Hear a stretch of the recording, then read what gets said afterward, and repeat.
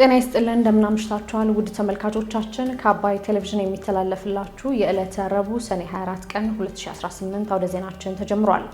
በምሽቱ የዜና ወጃችን በርካታ ዘገባዎችን ወደ እናንተ እናደርሳለን። ዜናውን እየመራው ራቢያ ከድር አብራችሁ ቆይታ አደርጋለሁ። አብራችሁን ቆዩ። በመጀመሪያው ክፍለ ጊዜ የመረጃ ጥንቅር ሰዓታችን የአባይ ወንዝን በብቸኝነት ካልተጠቀምኩ ስትል የቆየችው ግብጽ ወደ ሶስትዮሹ የታላቁ ህዳሴ ግድብ ድርድር አልመለስም ማለቷን ዳግም ማስታወቋን፣ በደቡብ አፍሪካ ለሚቀጥሉት 4 ወራት በየሳምንቱ ሐሙስ የተቃውሞ ሰልፍ እንደሚቀጥል የስደተኛ ጠል ቡድን መሪ ማስታወቋን ተከትሎ ኢትዮጵያውያን ስጋት ላይ መሆናቸውን መግለጻቸውን እንዲሁም ቅርሶችን የምንጠብቅ እንጂ የምናፈርስ አይደለንም ያሉት ጠቅላይ ሚኒስትር አብይ አህመድ የቅርሶችን ደህንነት በጠበቀ ሁኔታ የእድሳት ስራዎች መከናወናቸውን መናገራቸውን የተመለከቱ መረጃዎችን ይዘናል። አብራችሁን ቆዩ። የአባይ ወንዝን በብቸኝነት ካልተጠቀምኩ ስትል የቆየችው ግብጽ ወደ ሶስትዮሹ የታላቁ ህዳሴ ግድብ ድርድር አልመለስም ማለቷን ዳግም አስታወቀች። ላለፉት ዓመታት በአባይ ወንዝ ላይ ባላት የብቸኛ ተጠቃሚነት ፍላጎት የተነሳ ከኢትዮጵያ መንግስት ጋር ስታደርገው በነበረው ድርድር ግትር አቋም መያዟ ሲነገር የቆየችው ግብጽ አሁንም ፍላጎቴ ካልተሟላ ወደ ሶስትዮሹ የታላቁ ህዳሴ ግድብ ድርድር አልመለስም ብላለች። ኢትዮጵያ ባለፈው 2017 ጳጉሜ 4 ያጠናቀቀችው የህዳሴ ግድብ የውሃ ሙሌትና የአስተዳደር ጉዳይን አስመልክቶ በተደረጉ ድርድሮች ፍትሃዊ አጠቃቀም እንዲኖር እንደምትፈልግ በተደጋጋሚ ይፋ አድርጋለች። በዚህም የናይል ወንዝ ላይ ያላትን ድርሻዋን ባረጋገጠ መልኩ ፍትሃዊና ምክንያታዊ አጠቃቀም ላይ ስምምነት እንዲደረስና ግንባታው የግብጽ የውሃ ደህንነት ላይ አደጋ እንደማይጋርጥ ስታስታውቅ ቆይታለች። አሁን ደግሞ የግብጽ የመስኖ ውሃ ሚኒስትር ሃኒስ ዌላም የግብጽን ጥቅም ሊያስጠብቅ የሚችል አስገዳጅ ስምምነት ላይ ለመድረስ ካልሆነ በስተቀር ግብጽ ወደ ድርድር አትመለስም ማለታቸውን የሀገሪቱ መገናኛ ብዙሃን ዘግቧል። ግብጽ ከ2 ዓመት ከመንፈቅ በፊት ኢትዮጵያና ሱዳንን ካካተተው የታላቁ ህዳሴ ግድብ የሶስትዮሽ ድርድር በተናጠል መውጣቷም ይታወቃል። የውሃ ሀብትና መስኖ ሚኒስትሩ እንደተናገሩት ግብጽ እንደ አውሮፓውያን አቆጣጠር በታህሳስ 2023 አስገዳጅ ውል ካልታሰረ በቀር በሚል ድርድሩን ለማቋረጥ የወሰነችው ውሳኔ አለመቀየሯን ነው የገለጹት። ሆኖም ግን ሚኒስትሩ ግብጽ በአባይ ወንዝ ላይ የገነባቸውን የናስር ሐይቅ የውሃ ክምችት በአሁኑ ወቅት አስተማማኝ ደረጃ ላይ እንደሚገኝና ለሀገር ውስጥ ፍጆታና ለኃይል ማመንጫነት እየዋለ መሆኑንም ተናግረዋል። ይህም ህዳሴ ግድብን አስመልክቶ ግብጽ በኢትዮጵያ ላይ ስታቀርበው ከነበረው ክስ ጋር የሚቃረን ነው። ግብጽ ህዳሴ ግድቡ የውሃ ፍላጎቴን ይቀንሳል ስትል መቆየቷም ይታወቃል። ኢትዮጵያ በበኩሏ ግብጽ ለልማቷ ወሳኝ መሆኑን በመግለጽ በአባይ ወንዝ ላይ ያላትን ሉዓላዊ መብት የሚገድብ ማንኛውንም ስምምነት ውድቅ በማድረግ ፕሮጀክቱን የማንቀሳቀስ መብቷን ስታስከብርም ቆይታለች። በደቡብ አፍሪካ ለሚቀጥሉት 4 ወራት በየሳምንቱ ሐሙስ የተቃውሞ ሰልፍ እንደሚቀጥል የስደተኛ ጠል ቡድን መሪ ማስታወቋን ተከትሎ ኢትዮጵያውያን ስጋት ውስጥ መግባታቸውን ገለጹ። በደቡብ አፍሪካ ለሚቀጥሉት 4 ወራት በየሳምንቱ ሐሙስ የተቃውሞ ሰልፍ እንደሚቀጥል የስደተኛ ጠል ቡድን መሪ ማስታወቋን ተከትሎ በሀገሪቷ የሚኖሩ ኢትዮጵያውያን ስጋት ውስጥ መግባታቸውን እየገለጹ ይገኛሉ። በደቡብ አፍሪካ መጤ ጠል ቡድኖች ህገወጥ ናቸው ያሏቸውን የውጭ ሀገር ዜጋዎች ከደቡብ አፍሪካ ለቀው እንዲወጡ ያስቀመጡት የሰኔ 23 የጊዜ ገደብ በትናንትናው ዕለት መጠናቀቁን ተከትሎ በተለያዩ የሀገሪቱ ከተሞች ከፍተኛ ውጥረት መንገሱ እየተዘገበ ይገኛል። ይህንንም ተከትሎ ታዲያ በሀገሪቱ የተለያዩ አካባቢዎች መጠነ ሰፊ ሰልፎች እየተካሄዱ መሆኑን በደቡብ አፍሪካ የሚኖሩ ኢትዮጵያን ሁኔታውን የገለጹ ሲሆን በመጤ ጠል ቡድኖች ጥቃት ሊፈጸምብን ይችላል በሚል ስጋት ውስጥ እንደሚገኙም ይናገራሉ። አሁን ላይ በሀገሪቱ ያለው ውጥረትን ተከትሎ በሀገሪቱ ያሉ ሰራተኞች ወደ ስራ ከመሄድ እንደተቆጠቡ፣ የንግድ ሱቆቻቸውን እንደዘጉ እንዲሁም የትራንስፖርት አገልግሎት እንደተቋረጠም ተዘግቧል። ይህ በእንዲህ እንዳለ በደቡብ አፍሪካ የስደተኞች እንቅስቃሴን በመቃወም የሚታወቀው የማርች ማርች እንቅስቃሴ መስራችና አወዛጋቢ የምትባለው አክቲቪስት ጃሲንጋ ንጎቤሴ ዙማ ባደረገችው ንግግር እስከ ኖቬምበር 4 2026 ማለትም ለሚቀጥሉት 4 ወራት በየሳምንቱ ሐሙስ ሰልፍ ይቀጥላል ማለታቸው ተገልጿል። ይህ ንግግራቸው ታዲያ በደቡብ አፍሪካ የሚኖሩ ኢትዮጵያውያንን ስጋት ውስጥ እንደጣላቸውም ተመላክቷል። ለሚቀጥሉት 4 ወራት በየሳምንቱ ሐሙስ የተቃውሞ ሰልፍ የሚቀጥል ከሆነ በየሳምንቱ ሰልፍና መሰል ዘረፋዎች ስለሚቀጥሉ ገና ካሁኑ ስጋት ውስጥ መውደቃቸውንም ይናገራሉ። ቅርሶችን የምንጠብቅ እንጂ የምናፈርስ አይደለንም ያሉት ጠቅላይ ሚኒስትር አብይ አህመድ የቅርሶችን ደህንነት በጠበቀ ሁኔታ የእድሳት ስራዎች መከናወናቸውን ተናገሩ። በተለያዩ ክልሎች የሚገኙ ታሪካዊ ቦታዎች ላይ የተከናወኑት የእድሳት ስራዎች የቅርሶቹን ይዘትና ደህንነት ጥንቃቄ የጠበቁ መሆናቸውን የገለጹት ጠቅላይ ሚኒስትር አብይ አህመድ የታሪካዊ ቅርሶች እድሳት የቱሪዝም ዘርፉን ለማሳደግ የሀገርን ገጽታ ለመቀየር ያለመ ነው ሲሉም ገልጸዋል። ጠቅላይ ሚኒስትር አብይ አህመድ አዲሱን የኢኮኖሚ ሞተር በሚል በቱሪዝም ዙሪያ በኤንቢሲ ኢትዮጵያ ቴሌቪዥን ከተጓዡ ጋዜጠኛ ሄኖክ ስዩም ጋር ባደረጉት ቆይታ እንዳሉት ቅርሶችን የምናድስ መልሰን የምንጠቀም እንጂ የምናፈርስ አይደለንም በማለት ተናግረዋል። የኢትዮጵያ መንግስት በተለያዩ አካባቢዎች እያከናወናቸው ያሉ የቤተ መንግስታት እድሳትና የቱሪዝም መዳረሻዎችን የማልማት ተግባራት ቅርሶችን ከመጠበቅ ባለፈ የቱሪዝም ዘርፉን የኢኮኖሚ ሞተር ለማድረግ ያለሙ መሆናቸውን ጠቅላይ ሚኒስትር አብይ አህመድ በማብራሪያቸው አስረድተዋል። ጠቅላይ ሚኒስትር አብይ በማብራሪያቸው የተከናወኑ የቱሪዝም ልማት ፍሬዎችን መንግስት ቅርሶችን ጠባቂ አሻጋሪና አዳሽ እንጂ አፍራሽ አይደለም ያሉ ሲሆን በሀገሪቷ የሚገነቡትን የሚታደሱትን መዳረሻዎች ሁሉም አካባቢዎች ታሪኮች በእኩልነት የሚያንጸባርቁና የኢትዮጵያን አጠቃላይ መልክ የሚያሳዩ ናቸው ብለዋል። የኢትዮጵያ ሕዝብ በሚሰሩ ስራዎች ቅርስ ይጠፋብኛል ብሎ ይሰጋል ብዬ አላምንም። እንደዚህ አይነት ስጋት አላይም።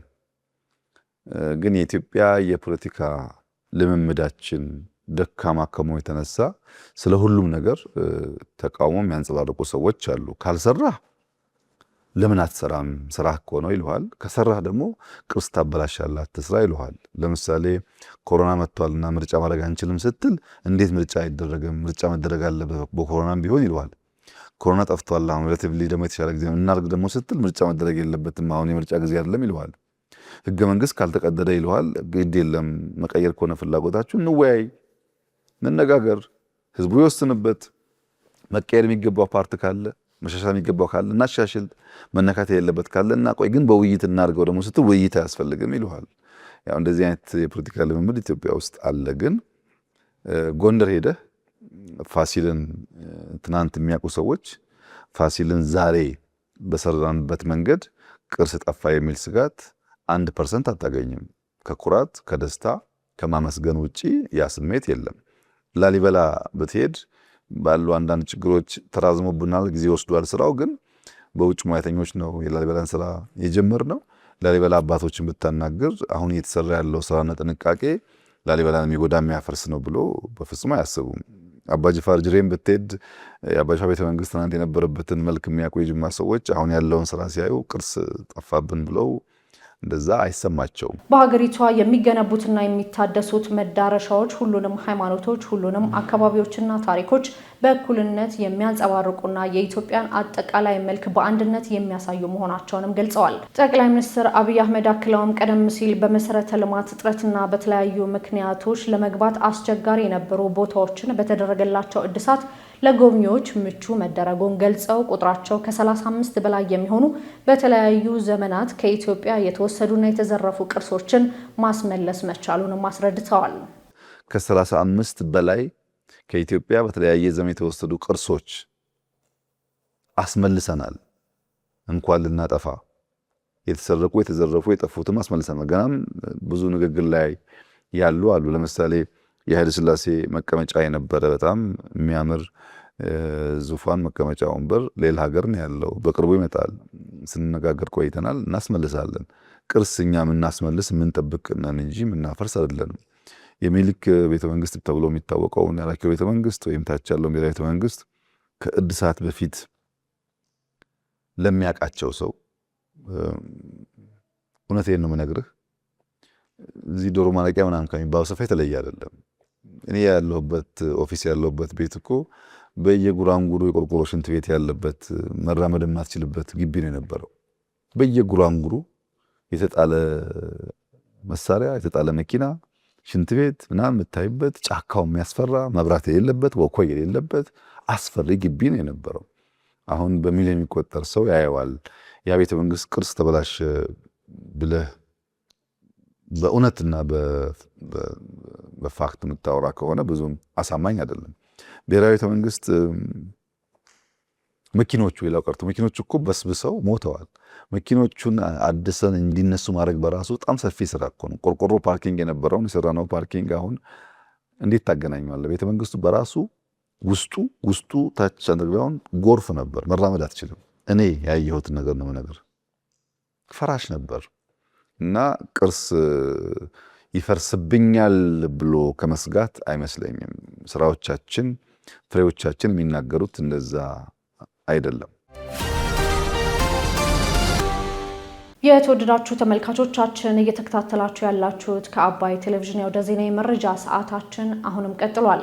ወደ ሁለተኛ ዙር የመረጃ ጥንቅራችን ስናልፍ ደግሞ ዓለም አቀፍ ተቃውሞ ያስተናገደውና በህወሓት ቡድን እየተፈጸመ ያለው የትግራይ ክልሉ የወጣቶች የግዳጅ አፈሳ ተጠናክሮ መቀጠሉ መገለጹን እንዲሁም የኤርትራ መንግስት እጃቸው ላይ ያለን ገንዘብ ሙሉ ለሙሉ ወደ ባንክ ባላስገቡ ዜጎች ላይ እርምጃ ወስዳለው ማለቱ እያነጋገረ ስለመሆኑ ጨምሮ ሌሎች ጉዳዮችን ዘነበ ህሎፍ እንደሚከተል ያስደምጠናል። ዓለም አቀፍ ተቃውሞ ያስተናገደውና በህወሓት ቡድን እየተፈጸመ ያለው የትግራይ ክልል የወጣቶች የግዳጅ አፈሳ ተጠናክሮ መቀጠሉ ተነገረ። ለጦርነት ዝግጅት እያደረገ ነው የሚል ክስ እየቀረበበት ያለው የህወሓት ቡድን በትግራይ ክልል ከፍተኛ የሆነ የወጣቶችን የግዳጅ አፈሳ እየፈጸመ መሆኑ ሲዘገብ ቆይቷል። ቡድኑ ከሰሞኑም ይህን አፈሳ ጭንብል በለበሱ ታጣቂዎች ጭምር ሲፈጽመው እንደነበር መሰረታቸውን በክልሉ ያደረጉ የፖለቲካ ፓርቲ አመራሮችና ጋዜጠኞች ሲያጋልጡ ነበር። ይህ በአፋኝ ህግ ታግዟል የተባለው የህወሓት ቡድን የግዳጅ አፈሳ አሜሪካና አውሮፓ ህብረትን ጨምሮ ዓለም አቀፍ ተቃውሞ ቢገጥመውም አለመገታቱ እየተነገረ ነው። መሰረቱን በትግራይ ክልል ያደረገው የአረና ፓርቲ ሊቀመንበር አቶ አምዶም ገብረስላሴ የግዳጅ ወታደራዊ አፈሳው በመቀሌ ከተማ ጭምር ተባብሶ ቀጥሏል ሲሉ ከከተማዋ የደረሳቸውን መረጃ ዋቢ አድርገው ገልጸዋል። በመቀሌ ከተማ ሐውልቲ ክፍለ ከተማ ፖሊስ ጣቢያ ከተለያዩ አካባቢዎች በሌሊት ታፍነው የመጡ ወጣቶች እየታጎሩ መሆኑን ነው መረጃው የሚያመለክተው። በአንድ ሌሊት ከ30 እስከ 40 ወጣቶች ታፍነው በዚህ ጣቢያ እንደሚታጎሩና ሲነጋ የህወሓት ታጣቂዎች በመኪና ጭነው እንደሚወስዷቸውም ተነግሯል። ይህን ተከትሎ በአካባቢው ነዋሪዎች ዘንድ ከፍተኛ ጭንቀት መፈጠሩን ተገልጿል። ታዲያ በክልሉ ያለው አፈና ተጠናክሮ በቀጠለበት በዚህ ወቅት የህወሓት ቡድን ፖሊስ ኮሚሽነር በሚል በሾማቸው ይደጉ ስዩም በተባለው ሰው በኩል በሰጠው መግለጫ የአፈና ድርጊቱ እንደሚቀጥል አረጋግጧል። በዚህም የትግራይ ወጣት ክልሉን ለቆ እንዳይወጣ ጥብቅ ቁጥጥር እናደርጋለን ሲሉ ነው እኒህ የቡድኑ አባል የተናገሩት። አክለውም ወጣቱ ትውልድ ክልሉን ለቆ እየወጣ ያለው በራሱ ፍላጎት አይደለም ሲሉ ተደምጠዋል። ሆኖም ግን በ10 ሺዎች የሚቆጠሩ የትግራይ ወጣቶች ጦርነትና የግዳጅ አፈሳን ሽሽት ባገኙት አጋጣሚ ሁሉ ክልሉን ለቀው እየወጡ መሆኑ ተመላክቷል። የአሜሪካ መንግስት የህወሓት ቡድን በሰሜን ኢትዮጵያ ግጭት አባባሽ እንቅስቃሴ እያደረገ ነው በሚል በአመራሮቹ ላይ የጉዞ እገዳ መጣሉ የሚታወቅ ሲሆን የአውሮፓ ህብረትም የህወሓትን ህገወጥ ምክር ቤትና የግዳጅ አፈሳ ተቃውሞ መግለጫ አውጥቷል። የኤርትራ መንግስት እጃቸው ላይ ያለን ገንዘብ ሙሉ በሙሉ ወደ ባንክ ባላስገቡ ዜጎች ላይ እርምጃ ወስዳለሁ ማለቱ ያነጋገረ ነው። ባለፉት 30 ዓመታት በአንድ የመንግስት ንግድ ባንክ ብቻ ሲገለገሉ የኖሩት ኤርትራውያን አሁን ደግሞ ያላቸውን ገንዘብ ሙሉ በሙሉ በአንድ ወር ውስጥ ብቸኛ ወደ ሆነው ባንክ እንዲያስገቡ የሚያስገድድ መመሪያ ወጥቶባቸዋል። የአገሪቱ ማዕከላዊ ባንክ በትናንትናው ዕለት ባወጣው ማሳሰቢያ በአገሪቱ ውስጥ በግለሰቦችና በተቋማት እጅ የሚገኝ የአገሪቱ መገበያያ ገንዘብ የሆነው ናቅፋ በሙሉ ትናንት የጀመረው የአውሮፓውያን ሐምሌ ወር መጠናቀቂያ ድረስ ወደ ባንክ እንዲገባ ሲል አነጋጋሪ ትዕዛዝ አውጥቷል። መግለጫው እያንዳንዱ ዜጋና ተቋም የመጠቀም መብት ያለው የአገሪቱ ብሔራዊ ገንዘብ የሆነውን ናቅፋ ብቻ መሆኑን በመጥቀስ ለየትኛውም ልውውጥ በገንዘቡ ብቻ መጠቀም ግዴታ ነው ማለቱን እየዘገበው ቢቢሲ ነው። ዜጎችና ተቋማት ያላቸውን ገንዘብ በሙሉ ወደ ባንክ እንዲያስገቡ፣ ከዚያ ውጭ ግን ግለሰቦችና ተቋማት ገንዘብን በይዞታቸው ውስጥ ማቆየት እንደማይችሉ ነው ያሳወቀው። ይህንን መመሪያ በማያከብሩና ገንዘባቸውን በተሰጠው የጊዜ ገደብ ውስጥ ወደ ባንክ በማያስገቡ ግለሰቦችና ተቋማት ላይ ጥብቅ እርምጃ ወስዳለሁ ሲልም የኤርትራ መንግስት አሳውቋል። በገንዘብ ላይ ብቻ ሳይሆን በፍጆታ ዕቃዎች ላይ ጭምር አፋኝ ህጎችን ሲተገብር የቆየው የኤርትራ መንግስት አሁን ደግሞ በዜጎች እጅ ላይ ምንም ገንዘብ እንዳላይ ማለቱ ሌላ አነጋጋሪ ጉዳይ ሆኗል። በአገሪቱ ውስጥ ከሚገኘው አንድ ብቸኛ ባንክ ገንዘብ ያላቸው ሰዎች ከባንክ ሂሳባቸው በአንድ ወር ጊዜ ውስጥ ማውጣት የሚችሉት 5000 ናቅፋ ብቻ መሆኑ ይታወቃል። ይህ በዜጎች የገንዘብ እንቅስቃሴ ላይ የተጣለው አፋኝ የሆነ የመጠን ገደብ ለህዝቡ ኑሮ መጎሳቆልና ለአገሪቱ መደየት ዋነኛ ምክንያት መሆኑን ተነግሯል። የኢቦላ ወረርሽኝ አፍሪካን እስከ 3.6 ቢሊዮን ዶላር ሊያከስር እንደሚችል የተባበሩት መንግስታት ድርጅት አስታወቀ። የተባበሩት መንግስታት ድርጅት የኢቦላ ወረርሽኝ ለአፍሪካ እስከ 3.6 ቢሊዮን ዶላር የሚደርስ ኪሳራ ሊያስከትልና በመቶ ሺዎች የሚቆጠሩ የሥራ ዕድሎችን ሊያሳጣ ይችላል በማለት አስታውቋል። ተመድ ይህም ከፍተኛ የልማት ቀውስ የመፍጠር ዕድል አለው ይላል። የቡንዱቡጊዮ የኢቦላ ዝርያ ወረርሽኝ ከተቀሰቀሰበት ከግንቦት 7 ቀን ጀምሮ በኮንጎ 1307 ሰዎችን ያጠቃ ሲሆን የ377 ሰዎች ሕይወት ደግሞ ቀጥፏል ሲል ተመድ አመልክቷል። በዩጋንዳ በአንጻራዊ ሁኔታ አነስተኛ ቁጥር ያላቸው ተጠቂዎች የተመዘገቡ ሲሆን ባለሙያዎች ግን ወረርሽኙ ወደ ሌሎች ጎረቤት ሀገራት የመስፋፋት ዕድል እንዳለው አስጠንቅቀዋል። በኮንጎ የተባበሩት መንግስታት የልማት ፕሮግራም ተወካይ ሀብቱ ካለንና ጥረታችንን ካጠናከርን ይህንን ወረርሽኝ መቆጣጠርና ተጨማሪ ኪሳራዎችን መከላከል እንችላለን ብሏል። ይህን ካላደረግን ግን ይህ ጤና ድንገተኛ አደጋ በክልሉና ምናልባትም በአህጉሪቱ ላይ ወደ ጥልቅና ረጅም የልማት ቀውስ የመቀየር ስጋት አለው ሲል አክሏል። የተባበሩት መንግስታት የልማት ፕሮግራም ለወረርሽኙ 3 ሊሆኑ የሚችሉ ሁኔታዎችን አስቀምጧል። ወረርሽኙ በሁለቱ ሀገራት ብቻ ተወስኖ በሚቀር ሁኔታ ውስጥ እንኳን የኮንጎ የሀገር ውስጥ ጥቅል ምርት 1 ቢሊዮን ዶላር ያጣል ሲል ተመድ አመልክቷል። በጣም በከፋ ሁኔታ ግን በሽታው ወደ ሩዋንዳና አንጎላን ጨምሮ ወደ ሌሎች ሀገራት የሚዛመት ከሆነ ከኢራን ቀውስ ጋር በተያያዘ ከፍ ካለው የነዳጅ ዋጋ ጋር የሚገጣጠም እድል ካለው የአህጉሪቱን የሀገር ውስጥ ጥቅል ምርት በ3.6 ቢሊዮን ዶላር ሊቀንስና የ328,000 ሰዎችን የሥራ ዕድል ሊያሳጣ እንደሚችል ጠቁሟል። በዝርዝር ወደምንመለከተው የውጭ ዜና ስናልፍ ደግሞ በአሜሪካና ኢራን መካከል የተደረገው የሰላም ስምምነት ለማጽናትና በሆርሙዝ ወሽመጥ የመርከቦች እንቅስቃሴ በድጋሚ ለመጀመር ቴክኒካዊ ንግግሮች መጀመራቸው ተዘግቧል። በአሜሪካና እስራኤል ጥምረት ኢራን ላይ የተከፈተው ጦርነትን ለመቋጨትና ከፍተኛ ቀውስ ውስጥ የገባውን የሆርሙዝ የባህር ወሽመጥ ላይ የመርከቦችን እንቅስቃሴ በድጋሚ ለመጀመር ሌላ የድርድር መድረክ ተጀምሯል።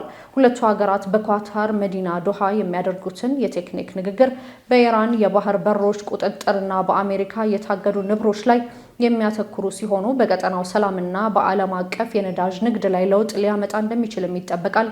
ዝርዝሩን ዘሩፋይል ሀብታሙ እንደሚከተል ያስደምጠናል። በአሜሪካና ኢራን መካከል የተደረገው የሰላም ስምምነትን ለማጽናትና በሆርሙዝ ወሽመጥ የመርከቦች እንቅስቃሴን በድጋሚ ለመጀመር ቴክኒካዊ ንግግሮችን መጀመራቸው ተዘገበ። በአሜሪካና በኢራን መካከል በሆርሙዝ የባህር በር የመርከቦችን እንቅስቃሴ ለመጠበቅና ዘላቂ የሰላም ስምምነትን ለማረጋገጥ ያለመ የቴክኒክ ድርድር በዶሃ መካሄዱን ከድርድሩ ጋር ቀጥተኛ ግንኙነት ያላቸው ምንጮችና አንድ የኢራን ባለስልጣን መናገራቸው ተዘግቧል። የአሜሪካው ፕሬዝዳንት ዶናልድ ትራምፕ አማካሪዎች ጃሬድ ኩሽነርና መልእክተኛቸው ስቲቭ ዊትኮፍ እንደ ኳታርና ፓኪስታን ካሉ አደራዳሪዎች ጋር በመሆን የድርድሩን መሰረት ለመጣል ከኳታር ጠቅላይ ሚኒስትር ጋር ተገናኝተዋል። ሆኖም ሁለቱ የአሜሪካ ተወካዮች በራሱ በውይይቶቹ ላይ እንደማይገኙ ምንጮቹ መግለጻቸውን ሮይተርስ አስነብቧል። ድርድሩ የተመሰረተው ባለፈው ወር የተፈረመውን የ14 ነጥብ ጊዜያዊ ስምምነት ላይ ሲሆን ይህም በየካቲት ወር በአሜሪካና በእስራኤል ጥምረት ጥቃት በኢራን ላይ የተጀመረውን ጦርነት ለማቆም የሆርሙዝ የባህር በሮችን እንደገና ለመክፈትና ለቀጣይ 60 ቀናት ለሚካሄደው የሰላም ስምምነት መነሻ እንዲሆን ታስቦም የተዘጋጀ ነው። ይሁን እንጂ አሜሪካና ኢራን በጊዜያዊ ስምምነቱ ትርጉም ላይ ባላቸው የሀሳብ ልዩነት ሳቢያ ባለፈው ሳምንት ጥቃትና አጸፋዊ ጥቃትም ተለዋውጠዋል። ሁለቱ የኢራን ከፍተኛ ባለስልጣናት እንደገለጹት ኢራን በሆርሙዝ የባህር በር ላይ ያላትን ቁጥጥር ዓለም አቀፍ እውቅና ለማግኘትና በባህር በሩ በሚያልፉ መርከቦች ላይ ክፍያ የመጫን አቅሟን ለማረጋገጥ ቁርጠኛም ነች። ከጦርነቱ በፊት ከዓለም አቀፍ ነዳጅና የተፈጥሮ ጋዝ ንግድ 1/5ኛውን የሚያስተናግደው ይህ የባህር በር በአሁኑ ወቅት በከፊል ስራ መጀመሩን መረጃዎች ይጠቁማሉ። በዶሃ የሚካሄደው ድርድር በዋና ተደራዳሪዎችና በልዩ ባለሙያዎች መካከል የተደረገ ሲሆን ከማክሰኞ ምሽት ጀምሮ ቀጥሏል ሲል ሮይተርስ በዘገባው ላይ ያክሎታል። ኢራን በይፋ እንዳስታወቀችው የሆርሙዝ የባህር በር አስተዳደርና በአሜሪካ የታገዱ 6 ቢሊዮን ዶላር የሚገመቱ የኢራን ንብረቶች መለቀቅ የድርድሩ ቀዳሚ አጀንዳዎችም ናቸው። የአሜሪካ ቅድሚያ የሚሰጠው ጉዳይ ደግሞ በባህር በሩ በኩል የመርከቦች እንቅስቃሴ በነጻነት እንዲቀጥል ማረጋገጥ ነው። ጦርነቱ በኢራንና በሊባኖስ በሺዎች የሚቆጠሩ ሰዎችን ሕይወት የቀጠፈ ሲሆን የአሜሪካ ወታደራዊ ጣቢያዎችን በሚያስተናግዱ የባህረ ሰላጤው ሀገራት ላይ የኢራን ጥቃት እንዲሰነዘርና የነዳጅ ዋጋ እንዲዋዥቅም አድርጓል። ትራምፕ በህዳር ወር በሚካሄደው የመካከለኛው ዘመን ምርጫ ላይ ተጽዕኖ ሊያሳድር የሚችሉን የጦርነቱን ኢኮኖሚያዊ ቀውስ ለመቆጣጠር ከፍተኛ ጫና ውስጥም ይገኛሉ። ጊዜው ስምምነቱ በእስራኤልና በኢራን በሚደገፈው የሂዝቦላ ታጣቂ ቡድን መካከል ያለውን ግጭት ማቆምንም ያካትታል። አሜሪካ በእስራኤልና በሊባኖስ መንግስት መካከል የተለየ የድርድር መስመርን ብትደግፍም የተገኘው የጸጥታ ማዕቀፍ በሂዝቦላ ውድቅም ተደርጓል። ይህም እስራኤል የሊባኖስን ደቡባዊ ክፍል እንድትቆጣጠር ሊያደርግ እንደሚችል ተንታኞችም ያስጠነቅቃሉ። በሊባኖስ ጉዳይ ላይ አሜሪካን ጨምሮ በተለያዩ ወገኖች መካከል እስከ ትላንትናው ማክሰኞ ምሽት ድረስ ከፍተኛ የዲፕሎማሲ እንቅስቃሴዎች ሲካሄዱ እንደነበር ከድርድሩ ጋር ግንኙነት ያላቸው ምንጮችም ገልጸዋል።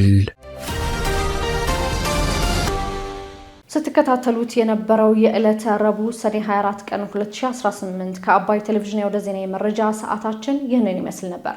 አብራችሁን ስለነበራችሁ ከልብ እናመሰግናለን። በያላችሁበት መልካም ምሽት።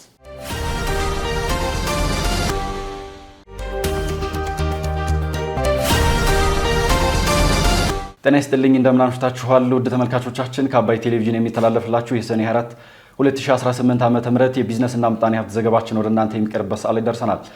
የዱባይ ኩባንያዎች በኢትዮጵያ የፋይናንስ ዘርፍ ለመሰማራት ዝግጅት መጀመራቸው መገለጹን ጨምሮ ሌሎች መረጃዎችን ይዘናል። አባይ ቢዝነስን እየመራሁ ደግሞ ቴዎድሮስ አይቸው ከእናንተ ጋር ቆይታ አደርጋለሁ። አብራችሁን ቆዩ። የኢትዮጵያ ንግድ ባንክ በበጀት ዓመቱ 80 ቢሊዮን ብር ትርፍ ማግኘቱን ገለጸም። የኢትዮጵያ ንግድ ባንክ ዛሬ ሰኔ 24 ቀን 2018 ዓ.ም ለመገናኛ ብዙሃን በሰጠው መግለጫ በ2018 በጀት ዓመት 80 ቢሊዮን ብር ትርፍ ማግኘቱን አስታውቋል። የኢትዮጵያ ንግድ ባንክ ፕሬዝዳንት አቶ አቤሳኖ የ2018 በጀት ዓመት አፈጻጸምን አስመልክተው በሰጡት መግለጫም ባንኩ በበጀት ዓመቱ በተለያዩ ዘርፎች 648 ቢሊዮን ብር ብድር መስጠቱን ተናግረዋል። አቶ አቤሳኖ አክለውም የባንኩ አጠቃላይ ተቀማጭ 2.4 ትሪሊዮን ብር መድረሱን ጠቁመው በበጀት ዓመቱ 80 ቢሊዮን ብር ትርፍ ማግኘቱን አመልክተዋል። በሌላ በኩል ከውጭ ንግድ 2.1 ቢሊዮን ዶላር መገኘቱንና በዚህም አጠቃላይ የውጭ ምንዛሬ በሁለት ዓመት ውስጥ 5.6 ቢሊዮን ዶላር መድረሱን ተናግረዋል። የኢትዮጵያ ንግድ ባንክ ፕሬዝዳንት አቶ አቤሳኖ በመግለጫቸው ባንኩ በቀጣዩ ዓመት 832 ቢሊዮን ብር ተቀማጭ ገንዘብ ለማሰባሰብ ማቀዱን ጠቅሰው ባንኩ ጠቅላላ ገቢውን 360 ቢሊዮን ብር ለማድረስ እንደሚሰራም አስረድተዋል። ከ6 ዓመት በፊት ባንኩ 90 በመቶ የሚሆነውን ብድር ለመንግሥት ተቋማት ያበድር እንደነበር የገለጹት ፕሬዝዳንቱ በበጀት ዓመቱ ግን 90 በመቶ የሚሆነው ወይም 588 ቢሊዮን ብሩን ለግል ዘርፉ ማበደሩን አብራርተዋል። በተመሳሳይ ባንኩ 546 ቢሊዮን ብር ብድር ማሰባሰብ የቻለ ሲሆን አፈጻጸሙ ከባለፈው ዓመት ጋር ሲነጻጸር የ91 በመቶ እድገት አሳይቷል ሲሉም አቶ አቤሳኖ ተናግረዋል። የዱባይ ኩባንያዎች በኢትዮጵያ የፋይናንስ ዘርፍ ለመሰማራት ዝግጅት መጀመራቸው ተገለጸ። በተባበሩት አረብ ኤሚሬት የኢፌዴሪ ልዩ መልእክተኛና ባለሙሉ ስልጣን አምባሳደር ዶክተር ጀማል በከር ከዱባይ የንግድና ኢንዱስትሪ ምክር ቤት ፕሬዝዳንትና ዋና ስራ አስፈጻሚ ክቡር መሐመድ አሊ ሉታህ ጋር ውይይት አድርገዋል። በዛሬው ዕለት በሁለቱ ኃላፊዎች መካከል የተደረገው ውይይት ከዚህ ቀደም የዱባይ ባለሀብቶችን ወደ ሀገር ውስጥ ለማስገባት ካደረጉት ቅድመ ዝግጅትና በቅርቡ በግንቦት ወር በአዲስ አበባ በተሳካ ሁኔታ ከተካሄደው መድረክ ቀጥሎ የተደረገ የክትትል ውይይት ነው ተብሏል። በውይይቱ ወቅት የዱባይ ንግድ ምክር ቤት ፕሬዝዳንት በቅርቡ 36 አባላት ያሉት የንግድ ልዑክ መርተው ወደ አዲስ አበባ ባደረጉት ጉብኝት ኢትዮጵያ በስፋት እያከናወነች ያለችውን አጠቃላይ የማክሮ ኢኮኖሚ ሪፎርም በተጨባጭ መመልከት መቻላቸውን አስታውሰዋል። አክለውም በሂደቱ እጅግ መደሰታቸውን ገልጸው ይህ ሰፊና ምቹ የኢንቨስትመንት ከባቢ በዱባይ ባለሀብቶች ዘንድ ከፍተኛ መነሳሳትን የፈጠረ መሆኑን አክለዋል። ፕሬዝዳንቱ አያይዘውም ከዚህ የሪፎርም ስራ በመነሳት በምክር ቤቱ ስር የሚገኙ ትልልቅ ኩባንያዎች በኢትዮጵያ በተለያዩ የኢንቨስትመንት ሴክተሮች ለመሰማራት ፍላጎት ማሳየታቸውን ጠቅሰው በተለይም በቅርቡ ለውጭ ኢንቨስተሮች ክፍት በሆነው የኢትዮጵያ የፋይናንስና የባንክ ዘርፍ ውስጥ በይፋ ለመግባት ከፍተኛ ዝግጅት መጀመራቸውን አስታውሰዋል። አምባሳደር ጀማል በከር በበኩላቸው የዱባይ ንግድ ምክር ቤት በአዲስ አበባ ለበርካታ የኢትዮጵያ ኩባንያዎች ያደረገው የቢዝነስ ለቢዝነስ ግንኙነት ውጤታማ በመሆኑ የተሰማቸውን ደስታ ገልጸዋል። ዶክተር ጀማል አክለውም የኢፌዴሪ መንግስት ወደ ፋይናንስ፣ ግብርና፣ ታዳሽ ኃይልና ቴክኖሎጂ ዘርፍ ለሚገቡ የዱባይ ባለሀብቶች አስፈላጊውን ሁሉ አጠቃላይ ድጋፍና ማበረታቻ ለማድረግ ቁርጠኛ መሆኑን ማረጋገጣቸውን ከተባበሩት አረብ ኤሚሬት የኢትዮጵያ ኤምባሲ የማህበራዊ ትስስር ገጽ የተገኘው መረጃ ያመላክታል። ዋና መስሪያ ቤቱን በደቡብ አፍሪካ ያደረገው ቮዳኮም በኬንያና በኢትዮጵያ የሚንቀሳቀሰውን ሳፋሪኮምን የአብላጫ ባለቤትነት መብት መረከቡን አስታወቀም። በደቡብ አፍሪካ ዋና መስሪያ ቤቱን ያደረገው ቮዳኮም ግሩፕ በሳፋሪኮም ኃላፊነቱ የተወሰነ የግል ማህበር ውስጥ የነበረውን ድርሻ 20 በመቶ በማሳደግ በኬንያና በኢትዮጵያ የሚንቀሳቀሰውን የቴሌኮሙኒኬሽን ኩባንያ ወይም ሳፋሪኮምን የአብላጫ ባለቤትነት መብት መረከቡን አስታውቋል። ጠቅላላ የባለቤትነት ድርሻውን ወደ 55 በመቶ አካባቢ ማድረሱን የገለጸው ቮዳኮም በሳፋሪኮም ውስጥ ያለውን የአብላጫ ድርሻ ግዢ ማጠናቀቁንም ገልጿል። ኩባንያው ትናንት ሰኔ 23 ቀን 2018 ዓ.ም ባወጣው መግለጫም የኬንያ ይግባኝ ሰሚ ፍርድ ቤት ቀደም ሲል ተጥሎ የነበረውን እገዳ ማንሳቱንና የቀሩት ቅድመ ሁኔታዎች በሙሉ መሟላታቸውን ተከትሎ ግብይቱ በይፋ መጠናቀቁንም አስታውቋል። እንደ ኩባንያው ገለጻ ለመጀመሪያ ጊዜ በታህሳስ ወር 2018 ዓ.ም ይፋ የተደረገው ይህ የ2.1 ቢሊዮን ዶላር ስምምነት ከኬንያ መንግስት የ15 በመቶ ድርሻን እንዲሁም ከቮዳፎን ግሩፕ የ5 በመቶ ድርሻን በአንድ አክሲዮን በ34 የኬንያ ሽልንግ መግዛትን ያጠቃልላል። የኬንያ መንግስት በናይሮቢ የአክሲዮን ገበያ ላይ ተመዝግቦ የሚገኘውን የሳፋሪኮምን 20 በመቶ ድርሻ ይዞ ይቀጥላል ተብሏል። ቮዳኮም ይህ ግዢ የሳፋሪኮምን የፋይናንስ ውጤቶች በዓለም አቀፍ የፋይናንስ ሪፖርት አቀራረብ ደረጃ መሰረት እንደ ተባባሪ ኩባንያ ከመቁጠር ይልቅ በቀጥታ ከራሱ የሂሳብ መግለጫዎች ጋር አጠቃሎ ለማሳየት እንደሚያስችለው ገልጿል። ኩባንያው ይህ ግዢ በምስራቅ አፍሪካ ያለውን ተደራሽነት እንደሚያጠናክርለት የገለጸ ሲሆን በተለይም ሳፋሪኮም ወደ ሀገሪቱ የቴሌኮም ዘርፍ ከገባ ጀምሮ 14 ሚሊዮን ገደማ ደንበኞችን ያፈራባትን ኢትዮጵያን እንደ ዋና የማደጊያ ገበያ ጠቅሷታል። የቮዳኮም ግብይት በኬንያና በኢትዮጵያ የዲጂታልና የፋይናንስ አካታችነትን በሰፊው ለማሳደግ አዳዲስ ዕድሎችን ይከፍታል ተብሎ እንደሚጠበቅም ተጠቁሟል። የዕለቱ የቢዝነስና ምጣኔ ሀብት ዘገባችን የተከታተላችሁትን ይመስል ነበር። አብራችሁን ስለነበራችሁ ከልብ እናመሰግናለን። በያላችሁበት መልካም ምሽት